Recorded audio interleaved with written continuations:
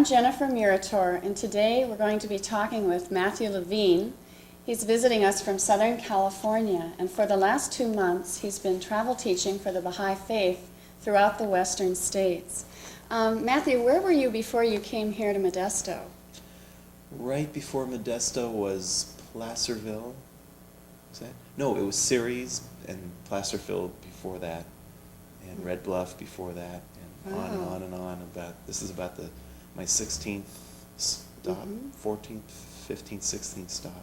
So are you staying in Baha'i homes and just teaching the faith at all the different cities? Yeah, it's been wonderful. I've been staying at Baha'i homes all along the way, and no two places have been the same. No two formats have been the same, and sometimes there has been 20, 30 people, and sometimes 5 or 6 people. But it's been wonderful.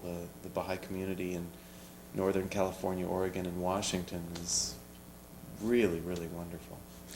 Matthew, you're a singer, songwriter, composer, and you also play several instruments. What instruments do you play?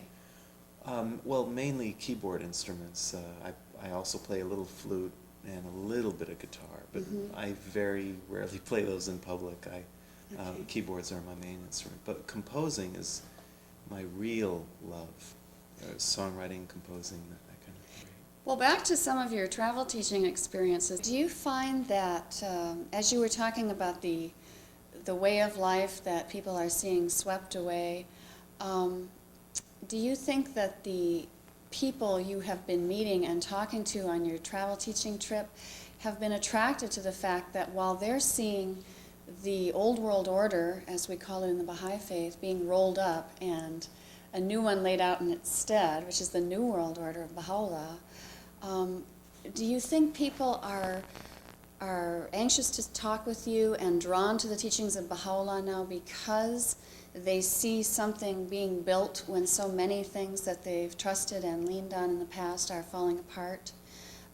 Because I know myself, I'm finding a lot of people much more receptive at this time. Very much so. People, I come from LA where people are, I mean, if you bring up religion, that's a taboo subject.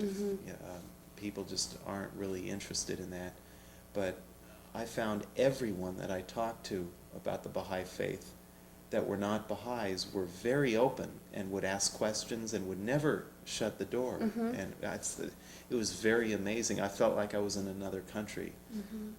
And it's a wonderful feeling. I guess people are more interested in spiritual things in life because they see their whole world crumbling before them, and they realize the things that they really did depend on, their family, their job, their car, their house, that all that is being swept away, and they have nothing to hold on to. And people, when they don't have something they can depend on, tend to search with a more sincere heart and don't shut doors of opportunity before them.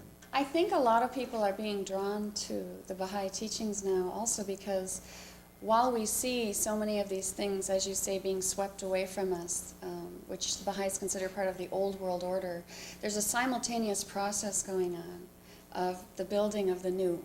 And Baha'is are so full of hope and so busy working, almost like, I think of them as worker bees, all over the world in little communities to establish the peace on earth and to bring about the oneness of mankind. And so I think that if you're going to all these communities, you're probably finding people attracted to this hopefulness and this mission of building the New World Order and sacrificing your time, full time during the holy year, to take Baha'u'llah's message. So. Yeah, very much so, very much so. There's the most important thing in many of the Baha'is' homes I've been into is teaching the faith. Their jobs, even their home sometimes doesn't matter much. There was maybe the most active Baha'i that I've ever met up in that area. Her house looked like a tornado went through it, and I mean literally. And it was, but their whole family was very happy. I mean, there's just not enough hours in the day to teach the faith and do everything else, and they chose to spend most of their time telling people about the Baha'i Faith and having gatherings in their home and going to other communities than worrying about the little mundane things in life that will be totally forgotten about a day later or a week later. Matthew, I think that the world is really ready now to hear about the Baha'i Faith. I know I've been a Baha'i for 25 years, and 25 years ago, the faith had not come out of obscurity. Many people had never even heard of the Baha'i Faith. But it is an independent world religion that follows the teachings of Baha'u'llah. We believe that there is one God, that all mankind is one family, and that all the religions agree. And I know for myself, 25 years ago, that seemed to be a very, very progressive or idealistic viewpoint. However, today, most of the people I talk to say, I believe in that, I think that way, or I've always thought all the religions were good. And so I'm seeing a great deal of receptivity that we didn't have in previous years. So I think just the times are changing. And possibly some of that is with the end of the Cold War. And the equality of men and women, one of the principles of the Baha'i Faith, doesn't seem so far-fetched as it did before the women's movement. What are some of the principles of the Baha'i Faith that you find most people responding to? Oh boy, there's the Baha'i Faith is so comprehensive and deep, but very simple at the same time. We believe in the oneness of religions, the oneness of mankind, the equality of men and women, the unity of science and religion, the need for a world auxiliary language. How would that work specifically? The auxiliary language? Yes. Would people have to give up their native tongue? No, not at all. Eventually the world will have to agree on an international language. And once that is agreed upon, whatever language that is, although some of us have kind of an idea, but we won't really know till we all decide. Right. Then all the schools around the world will teach that religion in addition, that language in addition to their native tongue. So they'll have their native tongue as well as the universal language.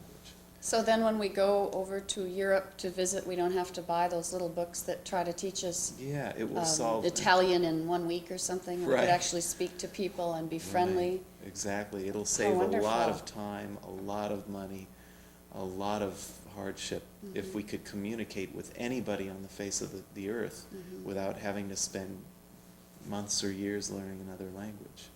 I heard a very good example of the confusion of having translators help us to communicate with one another. A fellow Baha'i was telling me that, I think it was going from English to Russian, the Americans said, well, out of sight, out of mind, which is a very common expression in English, and it was translated to Russian as, blind people are crazy. And so, I think this auxiliary language is terribly crucial to world unity. And also, it'd be very easy to implement. It would. It would be infinitely easier to implement than to continue going just learning our own language and trying to muddle through communication with people from other countries. Because I think everyone on the face of the earth now comes in contact with people from other countries, whether it's via letter or when they're traveling or in school. And it would really be nice to communicate with anybody. Another really unique concept in the Baha'i Faith is called unity in diversity. And again, I would like this explained to people that haven't heard of it before, because sometimes we're afraid that America is going to be this melting pot and everybody's going to have to give up their culture or give up their language and become so-called Americanized. And a lot of people are afraid of that, but I know that culture is very important in the Baha'i Faith. Could you talk a little bit about what unity and diversity means? Yeah, that's extremely important. And when the world becomes spiritually unified, then they will appreciate the diversity even more so than they do now. And virtually even the opposite will happen. Once we are unified spiritually, we will have more diversity than we have now. What tends to happen is people living in America, they tend to blend in with and do things the way everyone else does, because to conform. Conform, because they think, well, that's how you get ahead, that's how you're accepted. Right. And there's also a lot of political and social problems we have, and we encourage uniformity in this country. Whereas once we are spiritually unified, we will actually be encouraging diversity. So virtually the opposite of what people are really afraid of is what's going to happen once we are spiritually unified. And I'm really looking forward to that, because I myself have been an outcast in the music world because I didn't conform to what the publishers and record companies wanted. They wanted rap or heavy metal. If you didn't really, seriously, I mean, if you didn't do rap or heavy metal, they didn't know how to market you. I've had friends in the music business that were multimillionaires, famous producers, that had, you know, lots of power and success, and I'd play my tapes, and they would say, "Oh, I love your songs. They're just wonderful. I don't know how to market you though. I don't know how we would make money. Tell me how." You know, because the world's so geared towards being uniform, and everyone wants to categorize things and put things in boxes, that people are encouraged to melt and become almost like a generic person.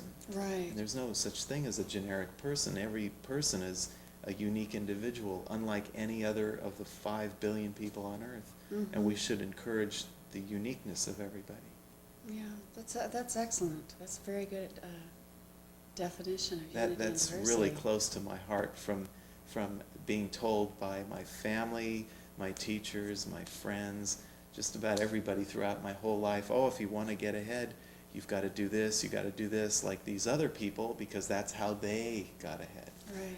You know, and now I'm finding all the things I did on my own, the way I wanted to do, now people are appreciating that, and they're asking me for more, you know, because people are attracted to people who think for themselves and who do things because they believe in it, not because other people tell them what to do. That's really crucial. In fact, that's one of the most important principles of the Baha'i Faith, is the independent investigation of truth. Through that we will see through our own eyes and not through the eyes of others. We'll know of our own knowledge and not through the knowledge of our neighbor. And if we would be able to do this one thing, the face of the earth would be a different face. Yes, it would. It would be a happy face. Yeah, right. It would be a happy face. That's right. Well, you know, we were hoping to move you around a little bit here and hear some of this music we've been talking about. You have a very appreciative audience in Modesto, I could tell you that much. Yeah, I know. A lot of people wanting your music. So why don't we go ahead and break, and then we'll have Matthew Levine perform some of his music for us. Thank you.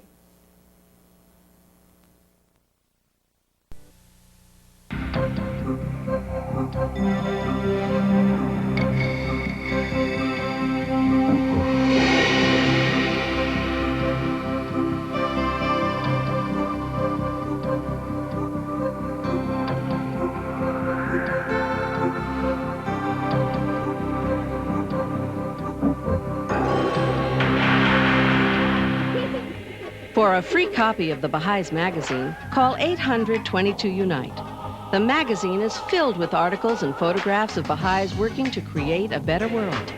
Find out about this growing movement. The Baha'is magazine describes a community of people who are making a difference. Call now for your free copy, 800-22-UNITE, or visit the website at www.us.baha'i.org. There's no obligation.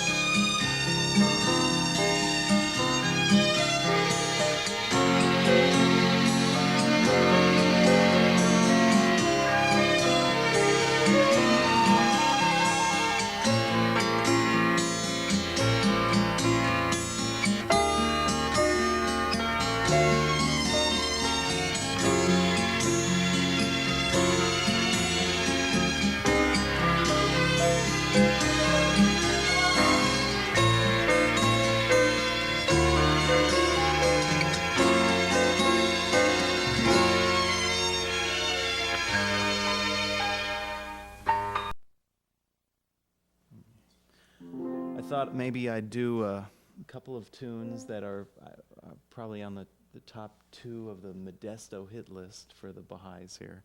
One of them is called House Divided. This piano is in perfect tune. Not. But that's okay. That's okay. You take what you can get, and this will do just perfectly. This is a song called No More Living in a House Divided, and it goes like this.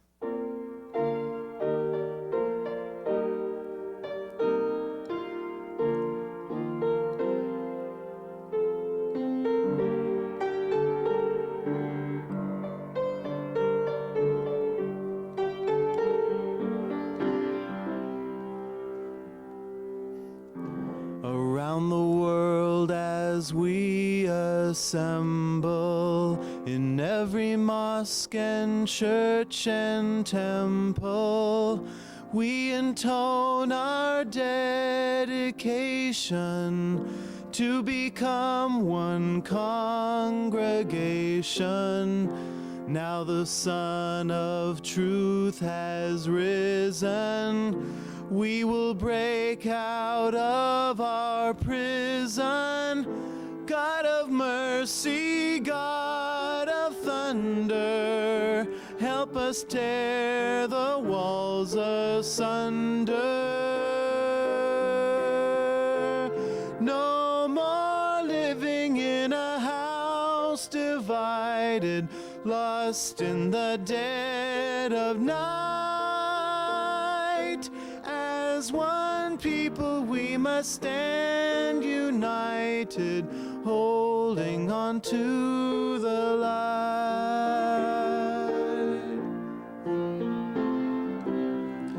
One by one these chains are broken, as the word of love is spoken. From our slumber we awaken, with a faith that can't be shaken. For in our hearts there builds a fire, in our soul chants heaven's choir. Here's our moment, now or never, one for all and all together. No more living in a house divided, lost in the dead of night.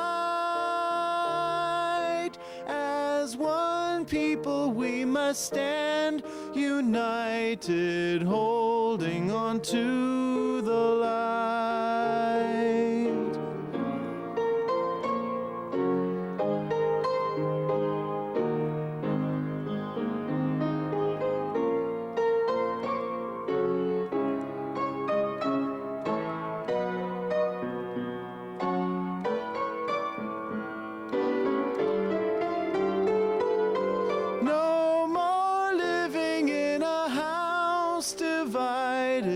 Lost in the dead of night.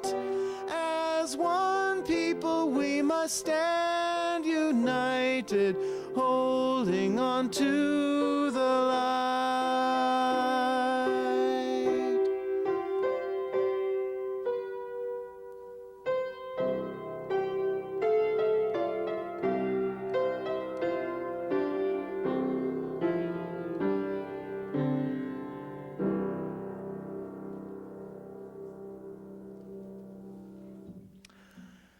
Thank you, thank you, thank you. Let's see, the other tune that seems to be pretty popular, and I don't know why, but it's a fun tune called When Lovers Leap. It's about, it's kind of a song about in the old world when people fall in love for the wrong reasons too fast, and it gets them into a lot of trouble. And this is kind of indicative of a lot of American big city relationships. And it goes like this.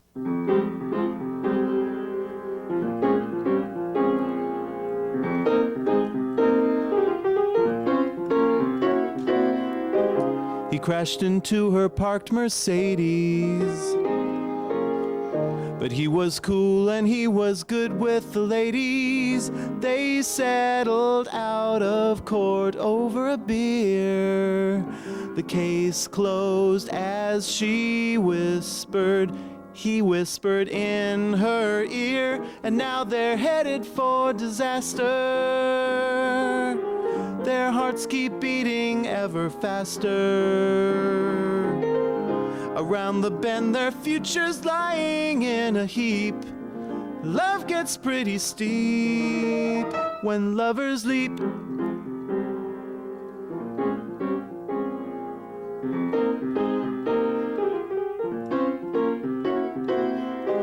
One evening after a martini, she plowed right into some guy's black Lamborghini. She fell on her knees and pulled out a tear. And then he found her whispering in his ear. And now they're headed for disaster. Their hearts keep beating ever faster. Around the bend, their future's lying in a heap. The truth does not come cheap. Let them learn and let them weep. But did anybody tell them love gets pretty steep when lovers leap? When lovers leap. When lovers leap.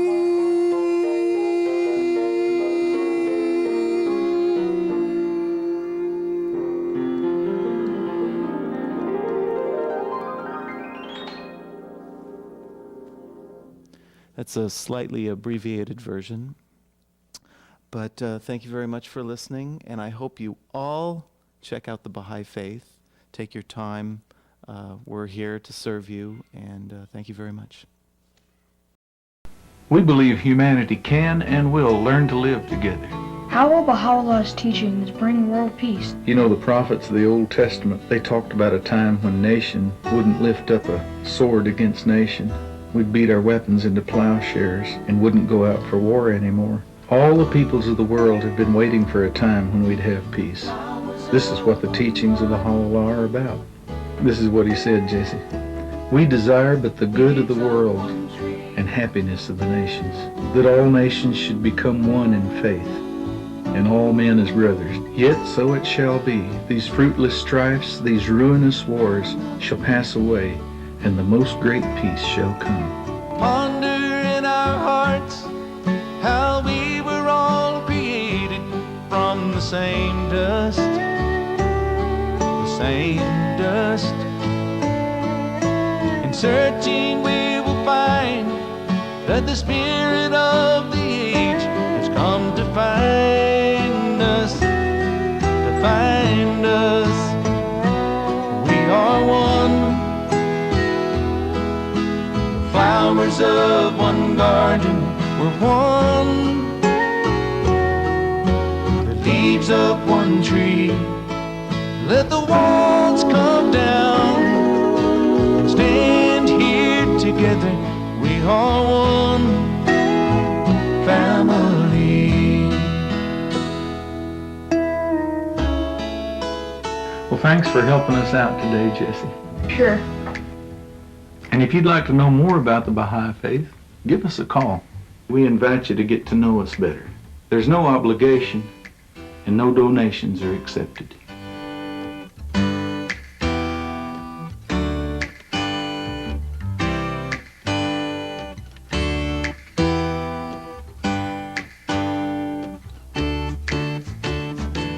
My babe has got good timing. Don't know how, but she reads my mind, and there's just one way to describe it. My babe has got good timing, good timing. Ooh, ooh, ooh.